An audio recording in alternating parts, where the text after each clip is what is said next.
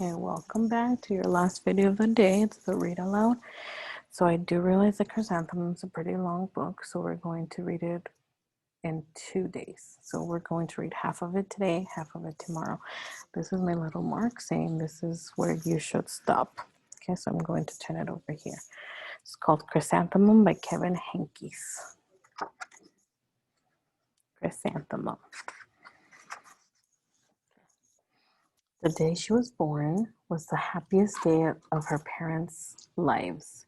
She's perfect, said her mother. Absolutely, said her father. And she was. She was absolutely perfect. Her name must be everything she is, said her mother. Her name must be absolutely perfect, said her father. And it was Chrysnthemum. Her parents named her Chrysnthemum. Chrysnthemum grew and grew and grew. And when she was old enough to appreciate it, Chrysnthemum loved her name. She loved the way it sounded when her mother woke her up. She loved the way it sounded when her father called her for dinner.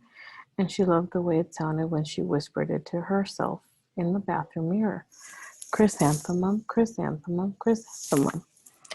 Chrysnthemum loved the way her name looked when it was written with ink on an envelope. She loved the way it looked when it was written with icing on her birthday cake.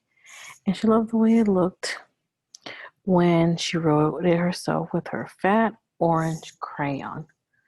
Chrysnthemum, Chrysnthemum, Chrysnthemum.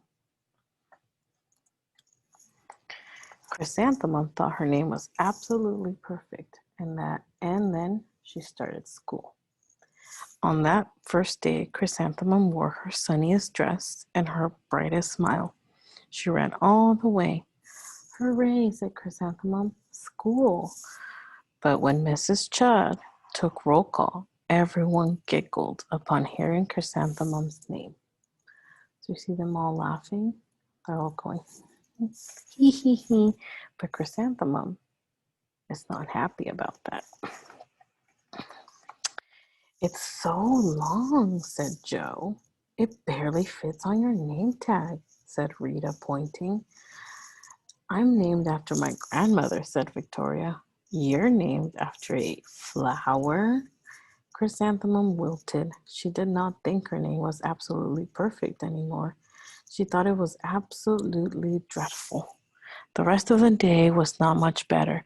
During nap time, Victoria raised her hand and informed Mrs. Chudd that Chrysnthemum's name was spelled with 13 letters. That's exactly half as many letters as there are in the entire alphabet, Victoria explained. Thank you for sharing that with us, Victoria, said Mrs. Chudd. Now put your head down. If I had a name like yours, I'd change it, Victoria said, as the students lined up to go home. I wish I could, thought Chrysnthemum miserably. Welcome home, said her mother. Welcome home, said her father. School is no place for me, said Chrysnthemum. My name is too long. It barely fits on my name tag, and I'm named after a flower. Oh, pff, said her mother. Your name is beautiful. And precious and priceless and fascinating and winsome, said her father. It's everything you are, said her mother. Absolutely perfect, said her father. Chrysnthemum felt much better after her favorite dinner, macaroni and cheese with ketchup, and an evening filled with hugs, kisses, and parcheesi. I think that's a game. That night, Chrysnthemum dreamed that her name was Jane. It was an extremely pleasant dream. The next morning, Chrysnthemum wore her most comfortable jumper. She walked to school as slowly as she could. She dragged her feet in the dirt.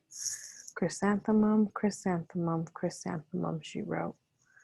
She even looks like a flower, said Victoria as Chrysnthemum entered the playground. Let's pick her, said Rita, pointing.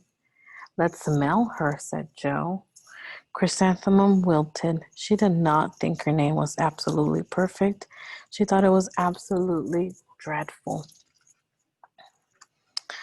The rest of the day was not much better. During nap time, Victoria raised her hand and said, "A chrysanthemum is a flower. It lives in a garden with worms and other dirty things." "Thank you for sharing that with us, Victoria," said Mrs. Chudd. "Now put your head down." "I just cannot believe your name," Victoria said as the students lined up to go home. "Neither can I," thought Chrysanthemum miserably. Was Chrysanthemum feeling good about Victoria picking on her? No, right? "Welcome home," said her mother. "Welcome home," said her father. "School is no place for me," said Chrysanthemum. "They said I even look like a flower. They wanted to pick me and smell me." "Oh, pff," said her mother. "They're just jealous and envious and begrudging and discontented and jaundiced," said her father. "Who wouldn't be jealous of a name like yours?" said her mother. "After all, it's absolutely perfect," said her father. Chrysanthemum felt a little bit better after her favorite dessert, chocolate cake with buttercream frosting, and another evening filled with hugs and kisses on Parcheesi.